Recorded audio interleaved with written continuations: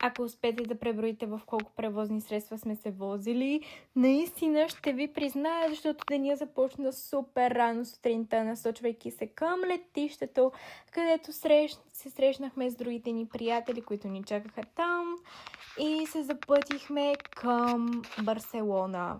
Това ни беше посрещането на Джулая. В смисъл, вижте колко красив изгрев видяхме.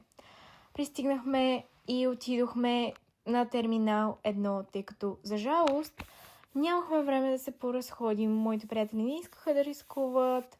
Престоя ни беше 4 часа, беше супер досадно, обаче след това успяхме да си хванем полета и да отидем в Бордо.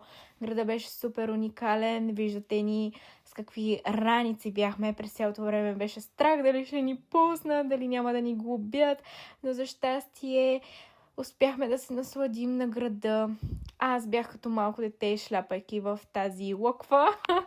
Беше уникално, буквално вижте какво има на центъра. След това пътешествието ни не спира до тук и продължаваме. Насочваме се към ЖП гарата, където продължаваме да пътуваме, защото трябва да отидем до едно селце. Тук Иван показва реално какви тротуари и пътища имат. Няма дупки като в България. Няма такова нещо. Най-после, след цял ден пътуваме, стигаме до градчето, където трябва да бъдем и най-после може да си отдъхнем на спокойствие. Взимат ни и отиваме на самата вила, която, не знам, то направо е цял комплекс, направо уникално. Но какво правим там и за какво сме, ще разберете в следващите ми влогове. Очаквайте, супер интересно е, като тук леко ще ви издам едно нещо.